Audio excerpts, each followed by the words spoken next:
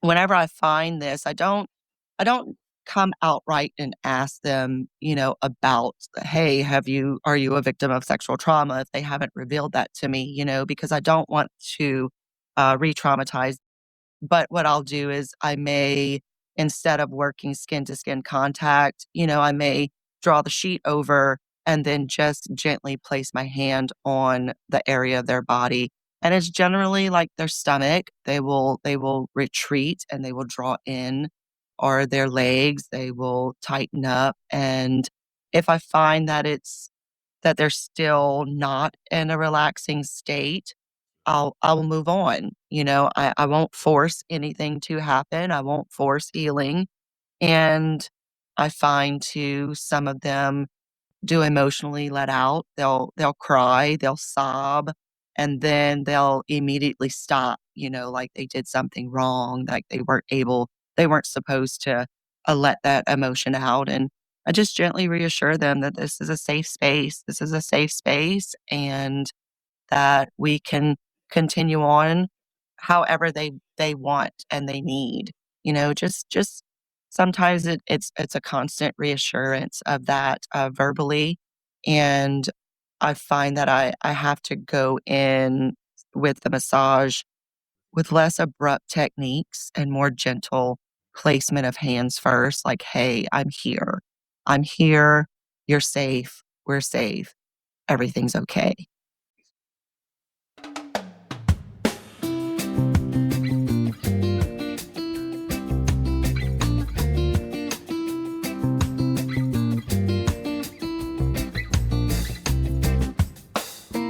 Welcome to Season 2 of The Cultured Therapist, a podcast for the curious and the bold to come together and discuss topics, interests, and experiences of the mental health care field. I'm your host, R.C. Winters, a licensed professional counselor in the state of Louisiana, and I work in the field in private practice. Each episode, I interview a helper from a specific region of the United States that is providing care for others through this work. And we take the time to get to know them and the topics they feel therapists, clients, and the public at large might benefit from hearing more about. With so many topics to choose from, there is bound to be something here for everyone. Today I introduce you to Christine Bordelon, a licensed massage therapist specializing in orthopedic massage who shares a practice between Lafayette and Houma, Louisiana. Christine has been utilizing intuition, technique, and education to relieve emotional and physical pain caused by trauma for over 23 years. Her greatest passion is in helping infants to geriatrics in her South Louisiana communities shine through retreat facilitation, yoga, calisthenics, massage therapy, ecstatic dance, self-help workshops, and authentic joy.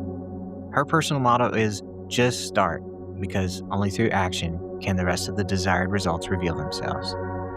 Christine expressed to me in her bio, "My favorite part about teaching, practicing, receiving, and offering alternative healing modalities is the aha moment of uncovering another layer of self and returning to peace in whatever form that might be in the physical body, spiritual energetic fields, and mental recovery and clarity." She continued, "I became an orthopedic massage specialist and magical being because my passion for what I know helps so many can't be kept a secret. I'd love to see my clients and retreat guests enter the space and blossom as they learn so much more than what they initially expected. I want to be a significant part of giving nurturing and masterful touch, as well as educating you on your solutions to ease your discomfort and grow through what you go through." Through collaboration with top professionals, her business, Align Wellness Academy, creates healing communities. I know Christine from working with her as part of our wellness team at Hope Healing Joy Counseling Center, as well as at our restoration retreat in Alexandria for mental health professionals in the role of a retreat consultant.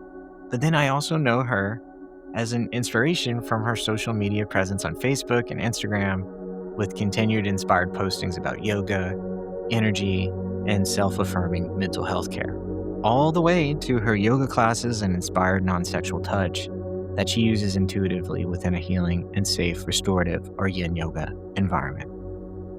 A well of deep knowledge and wisdom, experience, and grounding. Christine is someone I greatly admire for a number of reasons, and for which you will see why through this powerful and greatly moving tribute to her enduring, unrelenting spirit of freedom, joy, compassion, and empowerment. So sit back with a nice blanket and your favorite gentle beverage. Notice you're here and find maybe 10% more comfort awaiting you that you can soften into and let go a little more. Then follow your breath to the moment where you invite curiosity and discovery. And together, let's follow that new river forward into the story of Christine's difficulties through recovery, through sexual trauma, and to her eventual rebirth as a trauma-informed orthopedic massage therapist. On the path, we will also get to learn about the mysterious fascia system, the power of safety, the electrical body, and more. Let's jump in. I originally was in school. I was going to college for psychology. I was a psych major and an arts and science minor. And so the mind and the way that people think and the way that they do things has always been very interesting to me. I've kind of consider myself a bit of a social scientist, if you will. And so I was presented with the opportunity to go to massage therapy school and this whole world of amazing, beautiful things that I had always known and felt as a little girl were now, it now put a definition to it. It showed me, wow, these things are real. And I have always been interested in sports and athletics and recovery. I've had my own injuries. And so I went to massage therapy school. And then through that, I realized one of the things, in addition to all of the amazing modalities of touch that are out there, is that touch is the oldest form of healing. And I made it a secret mission of mine to be able to offer non-sexual touch. This was a way that I was able to give to other people in a non-sexual way and have them experience this beautiful non-sexual touch and to be comfortable in their own bodies because for so long I was not. I was not comfortable in my own body before I was adopted at 4.5. And before that, I was molested by a family member. And so being around dysfunction and drugs and alcoholic family, comes with the residual effects. I in my later life in my teenage years, actually, early teenage years, became addicted to drugs and alcohol and also hypervigilance of sex. And these are all things that are very typical of sexual trauma victims. And this was a way that I could control something that I couldn't control before.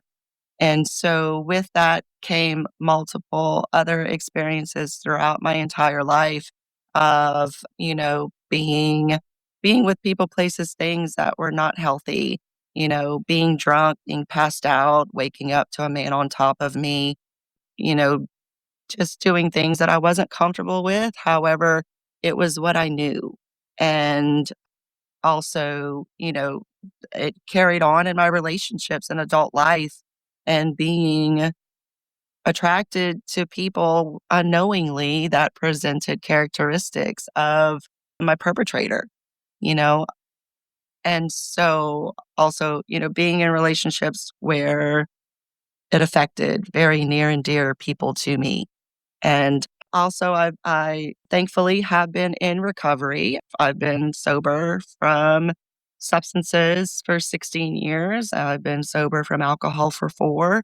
And so I've mentored, I've had sponsees and sponsors in the recovery field. I've mentored women that were prostitutes, and I would say that pretty much everybody that I have mentored in the recovery realm has experienced some type of sexual violence or trauma. And I've mentored women, women work with women. That's just been the most comfortable that I felt. And so, tying all of this in, thankfully, throughout my life, I have done the work, whether it was through other mentors, counseling, talk therapy, expression through art, recovery groups, and getting in touch with that healing part just to heal another layer of these things that I couldn't control. You know, these are secrets that were never meant for the victim to keep, and so many people out there have secrets that of sexual trauma, men and women. And so today I'm going to speak from a, women's part of view because that's what I know. And most rape victims are women. And it's really sad when you look at the statistics, what is it? 4 out of 5 or 6 people in the room have been affected by some type of sexual trauma. And these are only the ones that come out and voice it. And, these are heavy topics that people may not want to look at or face. And I get it. And the reason why I am so vocal today about my experiences is because I can today. Today, I can talk about what happened to me. That doesn't define me, but is something that tragically happened to me. And all of the things that I did as a result of that trauma, just because of lack of self worth, because of PTSD, because hypervigilance and being paranoid and always wanting to fix, forming toxic bonds and taking something that's chaotic and making it the norm. And thank God, I believe in all types of therapy. I've been associated with many types of religious groups, which all have helped me out in a way. I do love holistic therapies, expression as an art form, somatic therapy, psychosomatic therapy, breath work, dancing, all of it, I think, is a vital part of healing. I don't ever say one therapy is the one way because healing from trauma is a lifelong experience, and today, thankfully, I can come to the point where I'm not re-traumatized whenever I do talk about these things. I am currently back in therapy, talk therapy. I have done EMDR therapy, which was pretty profound, bringing those subconscious thoughts back to the prefrontal cortex because our brains are amazing. Our brains and our bodies are amazing in the sense that whenever we experience trauma, in order for us to continue on, it is stored. So we can continue to walk or we can continue to do our daily activities. I do have experience in disassociation, and being triggered by certain things. So thankfully, I've done a lot of work. And I say this as a way for people to understand that I know what you're going through. I absolutely, positively know what you are experiencing as a sexual trauma victim and as a person who has turned to other sources to numb the pain, you know, and I know firsthand what it is like to step out of that and to be in recovery and to know that this has not defined me. It is something that happened to me and to turn my trials into a testimony, you know, I talk about the hard things and I'm not scared to. And I just pray that whoever is listening, that if you have experienced any of this trauma, that you get the help that you need and that you are able to go to somebody that is going to believe you and to trust you. And that's a whole nother topic, a whole nother podcast on the reasons why people don't come out and express themselves.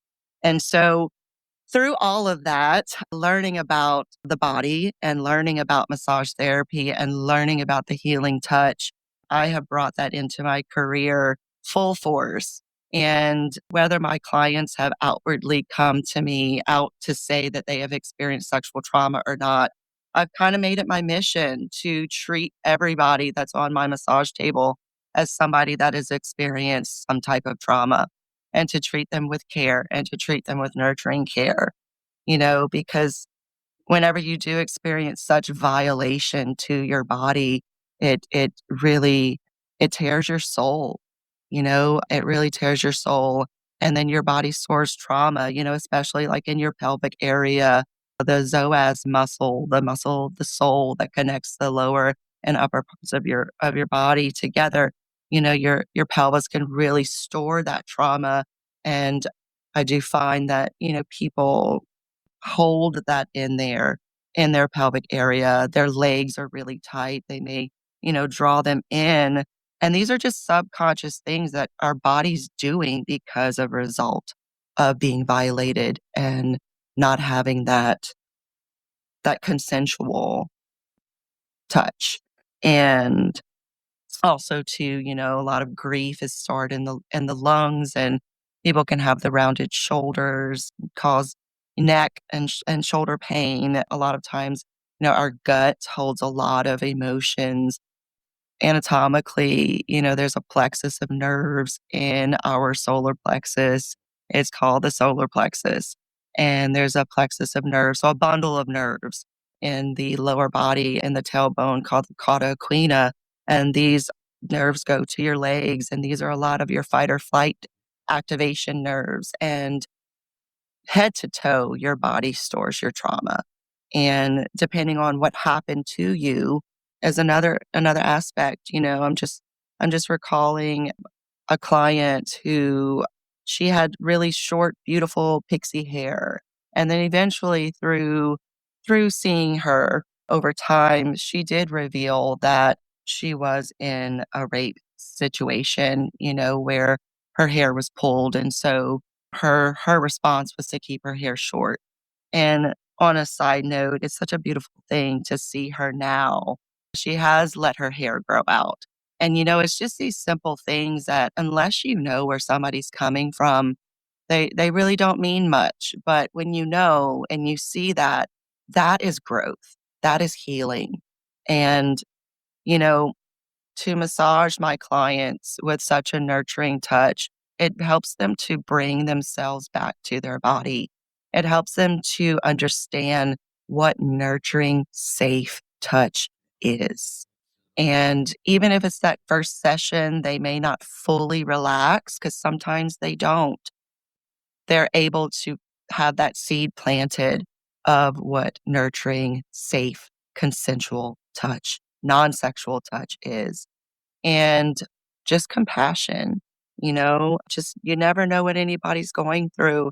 And so I've just made it my lifelong mission, no matter what I was going through or not, to be compassionate to other people. And thankfully, through my own healing and therapies, have been able to form healthier relationships, healthier, intimate relationships, and to be receptive and open to safe touch. Wow, that is an amazing story. You've been through a lot, and it sounds like you've done a lot of work, and that work has helped heal. And you're using EMDR, which is something I'm trained in. I was curious, what do you think of it so far? I think any therapies, whether they're holistic breath work, dance, talk therapy, EMDR therapy, I think that they can be very intense because it is bringing up stored trauma that we have protectively put and pushed aside and down. I completely agree and believe in EMDR therapy. And it's pretty interesting because I made the connection whenever I first started doing it. I made the connection because, you're for the way that I'm doing it, I'm focusing on something. So whether it's like a finger, like the therapist is moving her finger, or whether I am tapping on my thighs or legs, or whether I have in my hand the vibration tools, some kind of other sensor as I'm talking, it's really kind of cool what it does to the brain. It kind of it and maybe you can help me out with that even more, but how it jumbles up layman's terms, jumbles up the thoughts and misfires, I guess, or redirects per se the synapses and the thought processes. And so what's really interesting is in massage therapy, one of the techniques that really sets me apart from a lot of other therapists is that I do trigger point therapy, but instead of like focusing just on that one trigger point in the muscle, and that trigger point forms because it's a protective unit for that muscle. And so when I'm focusing on that trigger point, I'm also working another part of the body. And I find that that trigger point or the fascia that I'm working on or stretching, it relieves and lets go even quicker. And so I made that connection when I do EMDR therapy, like, wow, this is kind of the same thing in a sense where I'm focusing on something else, not necessarily the initial. I'm not just focusing on that initial trauma or trigger point in the brain, if you will. And I'm doing all of these things at once. And so the proprioceptors, mechanicoreceptors, all of these nerve endings that detect motion and movement and placement, they kind of go into like this shock system where they don't know where to fire. So in protection, they just let go. And it's really an interesting thing how that has happened in the brain with EMDR. Can you tell me more about fascia? Yeah, fascia. Thankfully, fascia has really been studied a lot more in the last, I say 10 to 15 years. Please don't quote me on that. You know, Right. doing massage therapy, being a massage therapist in the field for the past 23 years, fascia wasn't really explored. And what it is it is a covering. It protects and it supports and it holds every organ, muscle, bone, everything, blood vessel, all everything in your body, head to toe. And fascia is one of the very first tissues to form when you're in the womb. Fascia stores emotion. It helps to protect your body. It helps to support. There's many different layers of fascia in your body. And fascia is very receptive to touch, and it can be rewired and it can be retaught to form new habits in the body. And the thing about fascia is, you know, if there's a misalignment one place in the body, then it's going to affect another place in the body. You have different fascial lines throughout your body through cadaver studies. It was so cool the first time I learned this. I've never been to a cadaver actually dissection, but I have gone to the body's exhibit, which can be kind of controversial of where these bodies come from. But from an educational point of view, it was absolutely amazing.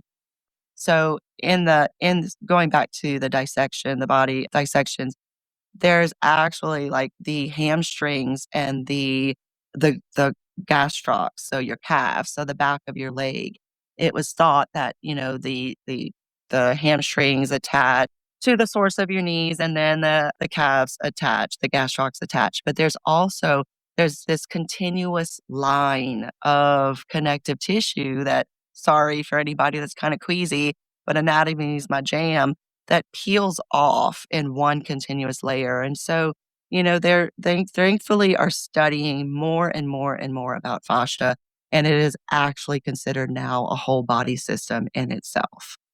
That's what I had heard, and that's why I was curious. Because how did this system get overlooked for so long? It's so weird to it seems like one of the most important systems in conjunction with the part of our brain that puts emotion into our body, the insula part, which that is also interesting to me too. I talk to clients often about that. Like, your body gets emotion attached to it, and it cannot have emotion unless the body attaches to it. That's what's been found in the last 15 years.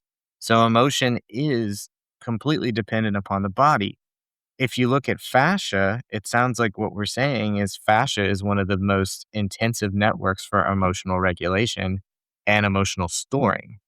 Is that what I'm understanding? I would say I agree with you. definitely is very much tied to our emotions. And how do I put this? So, I'm really not sure. I'm really not sure why fascia hasn't been studied sooner. One of the things about anatomy and about psychology and about the mind and discovering the body in itself is that it is an ongoing discovery. You know, things like, schizophrenia wasn't even coined until the 80s. It wasn't even studied until the 80s. And so now today we can look at schizophrenia and multiple personalities and all of those things because they are being studied more. There's more scientific backing to them.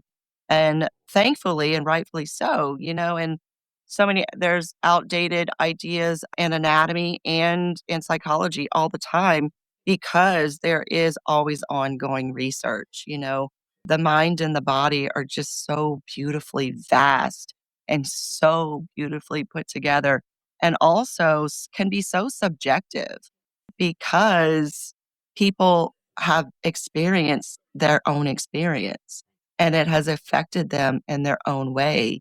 The norm to one person is not the norm to somebody else. And I'm so grateful that it's such an ongoing process of discovery and that we should continue to discover and to question and to find out. And the fascial system is so closely stuck. It can be so closely stuck to the other tissues around it.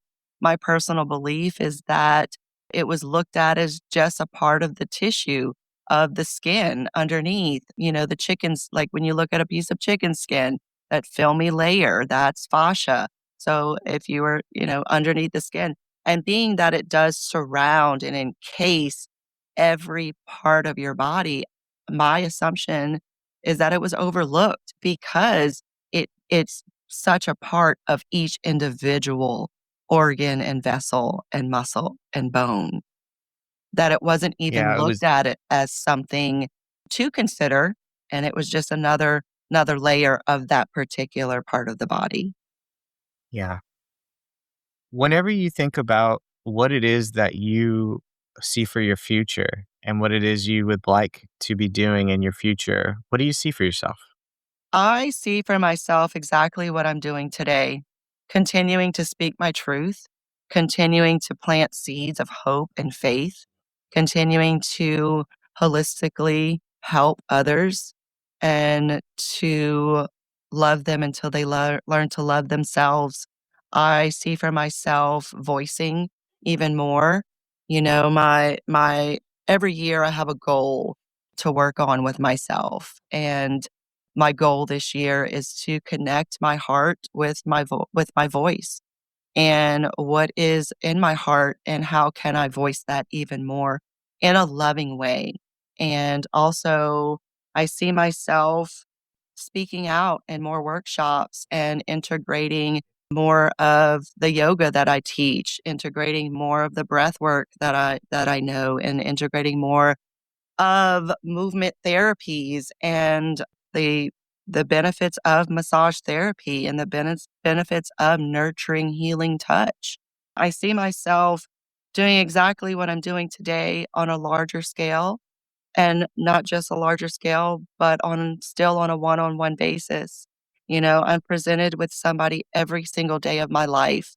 Every single day of my life, serendipitously, if they're in recovery or they have a story to tell or they are hurting or healing, my divine source has placed somebody in my life every single day.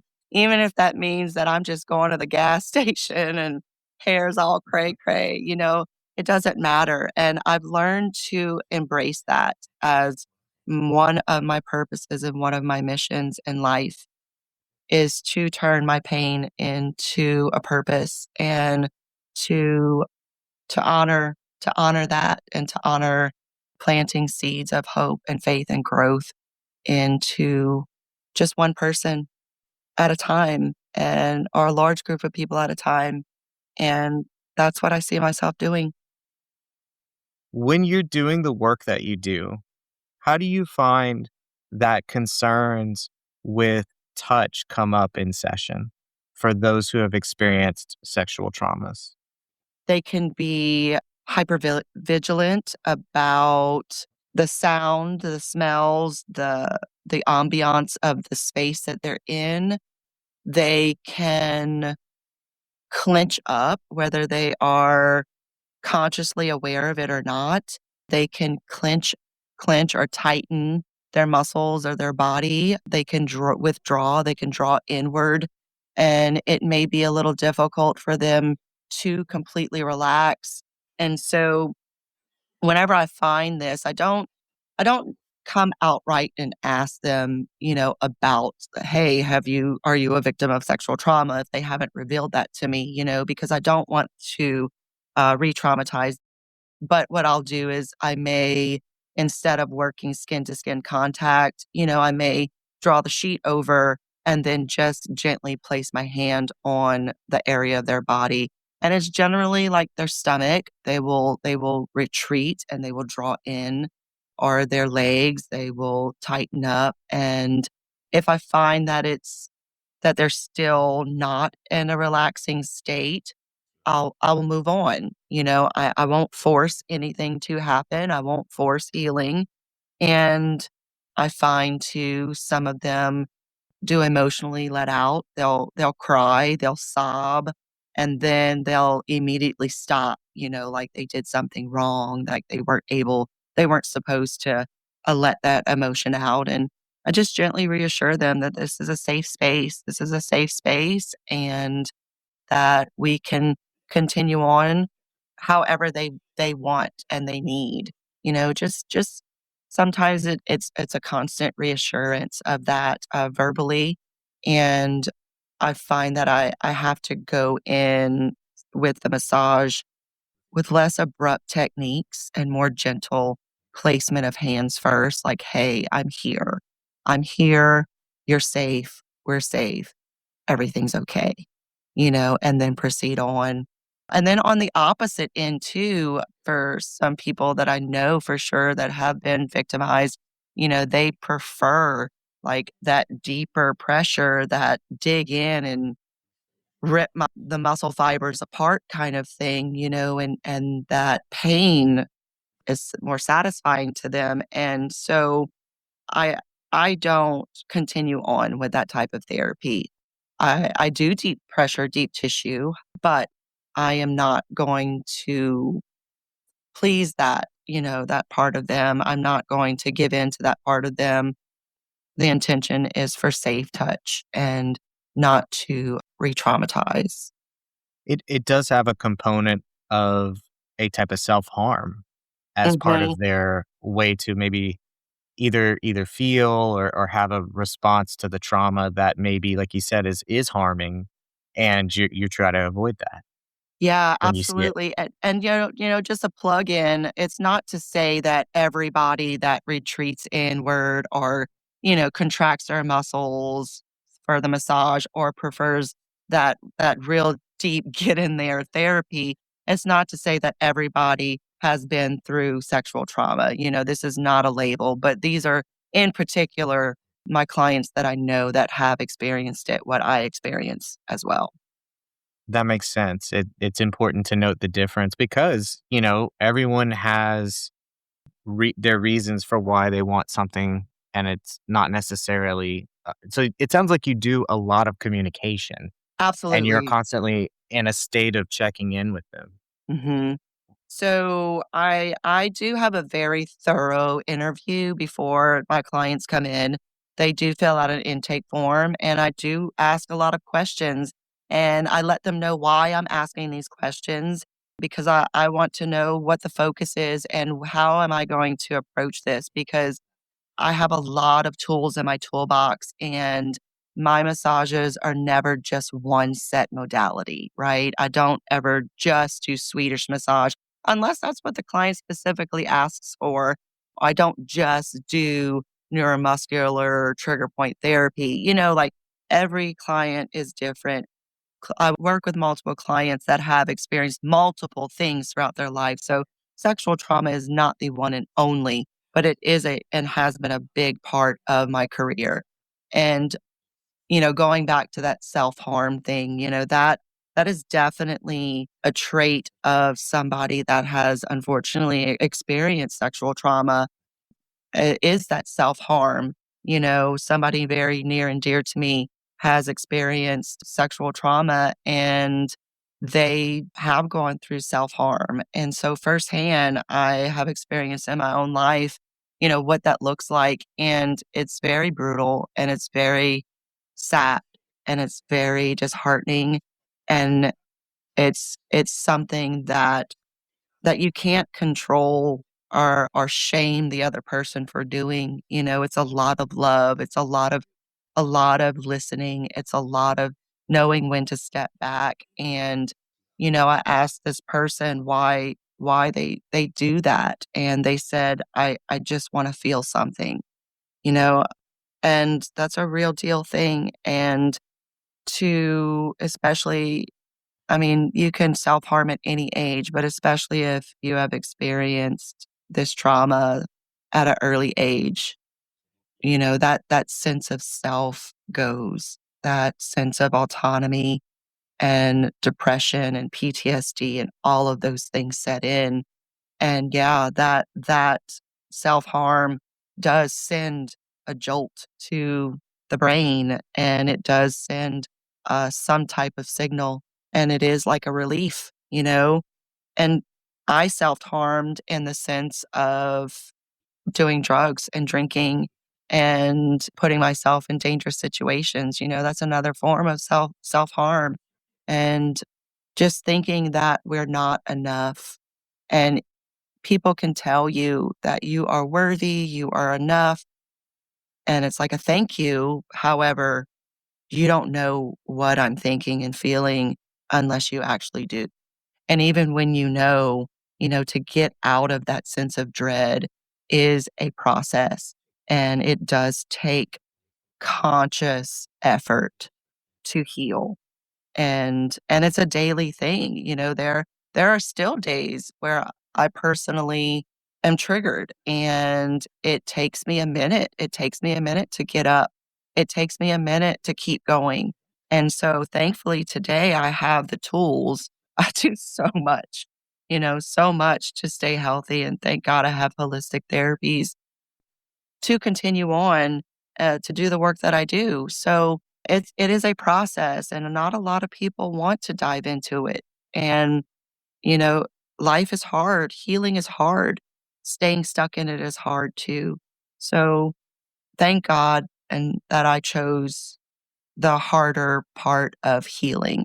And so, I have to regulate myself because I can't, we talked earlier, I cannot pour from an empty cup.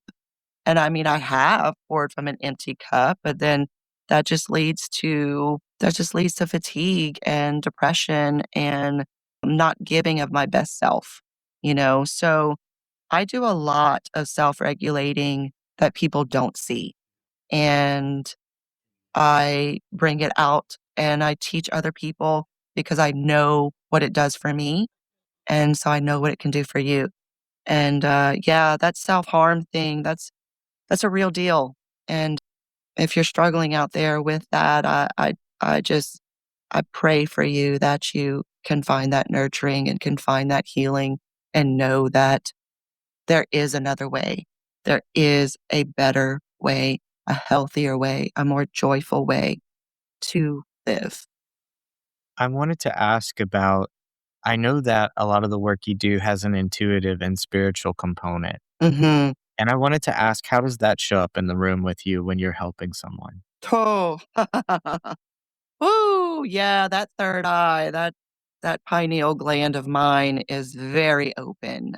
The energetic body, if you're in the know, then yay, bravo. If you're not in the know and you still think it's a hocus pocus thing, then I hope you can educate yourself on electrical frequencies and on our energetic bodies, because we are so many systems. We're not just a muscular system, a nervous system, all of the body systems. We are also an energetic body. We have literal electric pulses running through our brains and our bodies, the nervous system. I mean, it is a literal electric synapse whenever the neurons are firing in your brain. That is electricity. And we are conductors of electricity. We are made up of, depending on your age, the percentage, anywhere from, let's say, 75% to 90%. We are made up of water. We have literal crystals in our inner ears. Like, we are conductors of electricity and frequency. And there are studies that whenever you're feeling certain emotions, temperature changes in your bodies and certain parts of your body, and intuitively, we have these senses for protection. It's such a beautiful way that our bodies are created. We are here and we have these senses initially to protect ourselves, to for survival, right? We need to know and sense danger. Now, of course, there are, if you're around other people, there are hormones that are emitted, and, the endocrine system. I mean, it there's just so many different layers to this. But refocusing back on what you're talking and what you asked about intuition, yes, my intuition is very, very much heightened and has been for a long time. And even going through therapies myself, I had to discern which intuitive thoughts were trauma trigger based and which intuitive thoughts were actually real, you know? And I can definitely feel when somebody is feeling a certain way. And it's been a very beautiful thing throughout my life that I see signs, I see signs and premonitions and dreams and of the sort. And that's something I don't necessarily talk about a lot, but it is within me and it has always been within me. And to cultivate that has been a beautiful experience for me, especially with my workshops where I do healing touch. Things will come up and it's really kind of annoying sometimes because I'll have a thought and it's a continuous thought, like say this thought, say this thought, say this thought. I'm like, oh God, okay. And then I'll come back. I'm like, all right, I don't know why this is in my brain, but I have to tell you this. And it's been very interesting how some people have been like, "Wow, how did you know that?" Some people are like, "Well, I don't really know what that means to me right now. Maybe it will mean something later." It's a very slippery slope though, because I want those thoughts and that intuition to always, always come from a source of love and a source of pureness with my own judgments not attached. And that's another reason why throughout my life, I have done a lot of spiritual work and I have done a lot of looking at that. I've also dove into plant therapies and, those things to open up parts of the brain. I don't rely on that, and I don't recommend anybody rely on that. However, there are many tools out there to get to the next level of healing. And yeah, If you had to say one thing to those who do the work you do, those out there who do similar work, what would be the one thing you would want them to know? the one thing that I would want them to know is to always fill their cup. I would want them to know to always continuously educate themselves, and that if they are dealing with their own personal struggles, because the people that do the work I do more often than not, I dare say, have experienced many different types of traumas, not just sexual trauma. I say do the work. Do the work to heal yourself so you can safely and authentically come from a place of knowledge that can truly help the person that you're around and not hinder them. I say continuously do the work. I say anybody in my field or anybody in the holistic therapies, talk therapies, any of the therapies, I say do the work because that is now your responsibility. Same question, but to those who have been through sexual trauma or have had substance abuse concerns. Hmm. I say to you, first and foremost, I love you and I see you, and you are not alone. Unfortunately, I see all of the emotions. I see the rage and the anger and the fear and the guilt. And I also see the recovery and I see the beauty that is within you.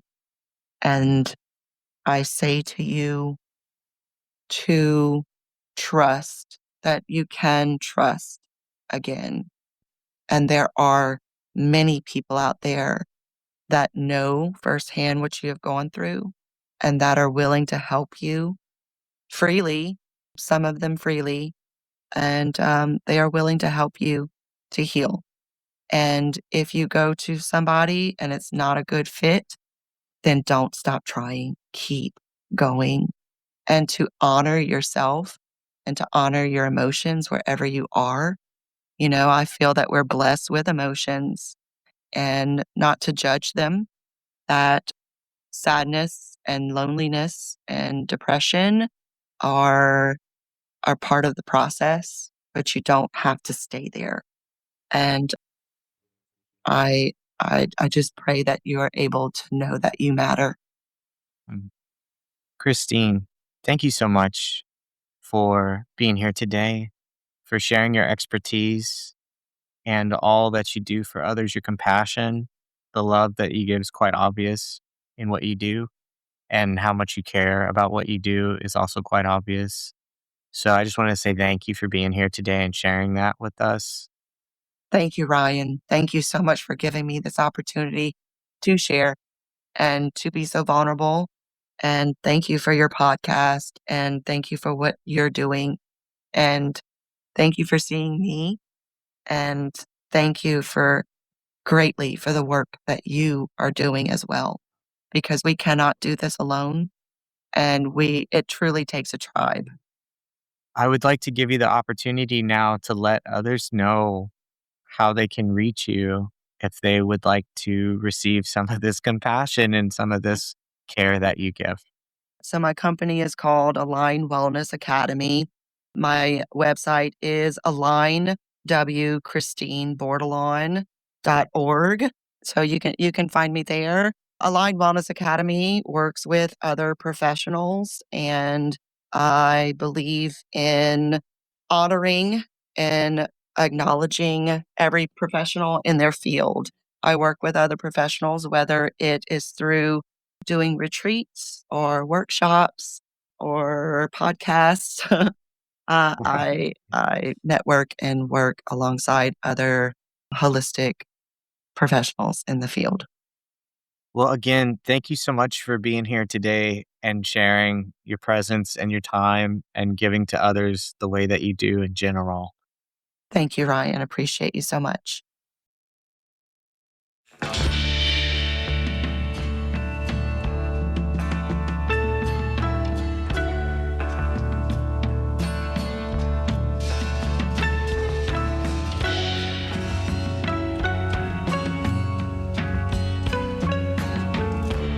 The Culture Therapist is created, voiced, and edited by R.C. Winters, a licensed professional counselor in the state of Louisiana.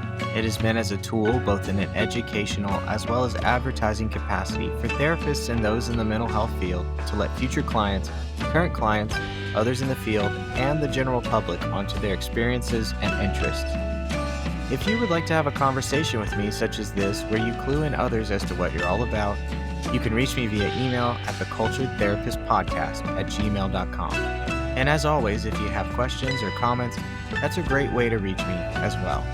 If you thought today's topic, the interviewee, or our format is worth recognition, please follow our podcast, leave a like or a review, and or please share it with any family, friend, colleague, or otherwise that you feel might get something out of this podcast.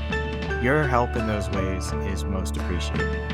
Until next time, may you continue to grow, may you continue to thrive, and may you continue to aspire.